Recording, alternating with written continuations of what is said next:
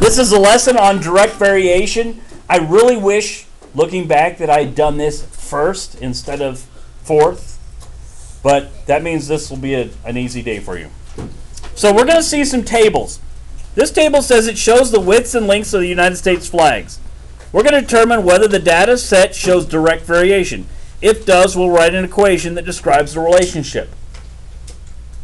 How do I know data is direct variation? If y over x, but what do I know about every y over x? It's proportional. Which means they're all the same, right? So I can do this by doing y over x. First thing I'm going to do is label my rows x and y. Always start with error because it makes it easier to figure out everything else. Then down here, I'm going to start doing y over x. So since k equals y over x, and I know that if it's proportional, I want every one of these y's over x to be the same thing. So I'm going to put y, which is 0.95, divided by 0.5. Get your calculator. Find out what 0.95 divided by 0.5 is.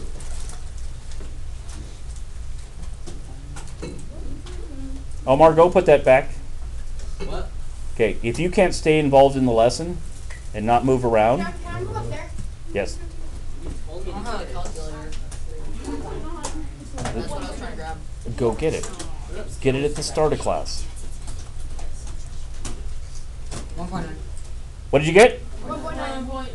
1.9. Let's do the next one.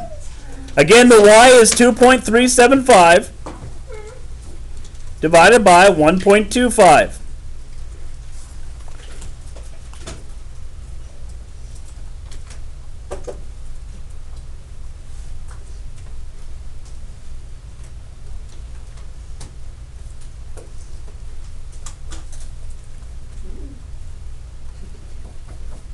Rainey, what did you get?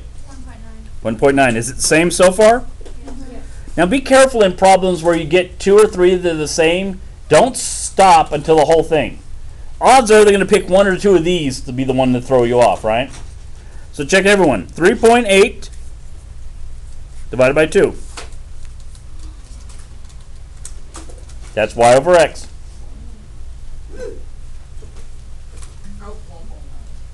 What'd you get, Omar? 1.9. Life's looking good so far, right? What do I do over here now, Landon, with this next one? Divide. Wait, put 8.55 over 4.5.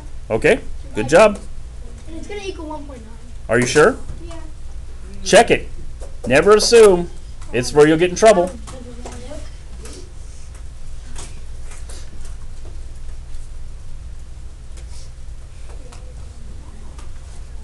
What'd you get?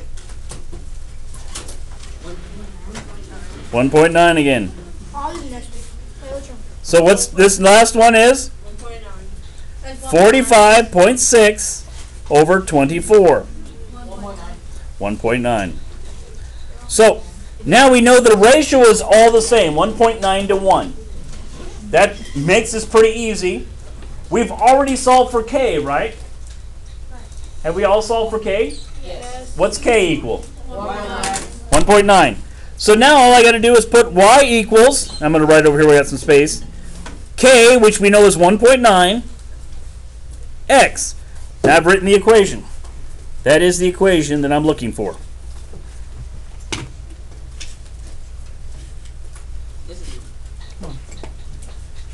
Does that one make sense enough?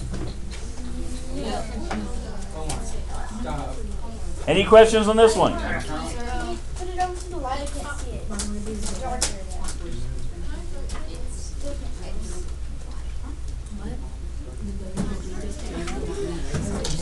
What? If you're not talking about this, do not keep talking. Yes, ma'am. I didn't steal it. Omar, go sit outside. Omar, go sit outside.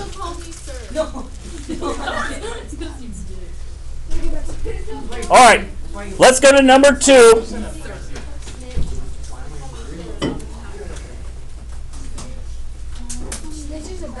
Let's go to number 2. Shh. Can I Focus on this. What do you want to say, ma'am? I say the first step. Well, let me read through it, okay? Determine whether the data shows direct variation. If so, write an equation that describes it. So tell me what the first step is. The label X and Y. The X and Y, very good. And we know that K equals Y over X. Keep writing it, keep saying it. Let it get ingrained. So like in this first one, what's the Y over X? 4 over 3. 4 over 3. Remember, Y over X. Now, we're going to actually calculate that to a decimal because it makes it easier to tell what's going on. 1.3 repeating, right? Okay, let's look at number 2. What are we going to put? 2.4 divided by 5. Does anybody see a problem already? The 6. The 2 and the 6. No, it's this one. Okay, 2.4 divided by 5. Wait, where's the 6? It's going down, so it's going to be. The Y is What is K? 6. Okay, you guys are arguing about something that is not on this. 2.4 divided by 5. What is it? 0.48. Is 0.48 the same as 1.3? So this is not proportional, right? It is not direct variation. Nope. Which means at this point we don't have to go any farther. Once we find one that doesn't work, double check it, make sure it doesn't work. But once you find one, the whole thing is done. Can you move it up? I'm getting there. Okay. Everyone ready to go on number 3? No. Okay, I'll give you a moment.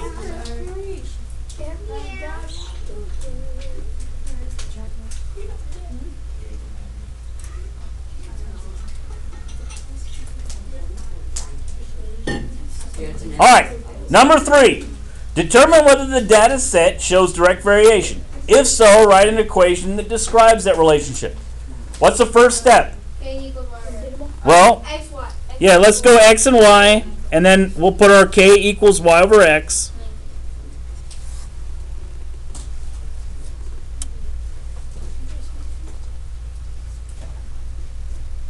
Bryce, what is Y over X in that first set of data? 160 over 8. 160 over 8. So solve 160 over 8. 20. 20. 20. Okay? But I didn't get 20. 160 divided by 8. Well, what's 20?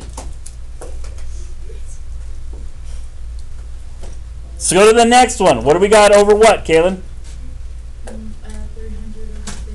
315. What does that equal? 20. Kaylin, you're doing an excellent job of throwing your voice. Thank you. What? I asked you what it equals, and somebody kindly spoke up for you. Have you ever noticed dose? All right. What about this one? 560 over 28. 20. And it's 20. Last one. 940, that's your Y, over 47, that's your X. 20. Now, do they all have the same proportion? Yes. 20 over 1, right? Yes. So, what's the equation? Y equals 20. Y equals 20x. Very good. Now, I'm going to tell you a little secret here. You ready? Pay attention to this one. If we know that this one's 20, right? That means that whatever this is times 20 should equal this. So multiply 15 by 20. Well, it's easy because 15 times. Does that make it a little easier across the top? Yes. Because if you ever get an answer that's not what's in the Y, you know that it's not proportional. So it's yet another way to look at it. So this work today is about deciding what is and what isn't proportional. Next week, we're going to start into non-proportional, where it doesn't go through the origin. In a proportional relationship, that means 1 point on the line is 0, 0. It goes through the origin. It means you always, if they say it's proportional, you always know at least 1 point is 0, 0. All right? So if anybody ever gives you a problem and says, this is a proportional line, give us a point on the line, just write 0, 0, because they were dumb enough to give you that option. Any questions on this? Yes. What's your question? All right, stop.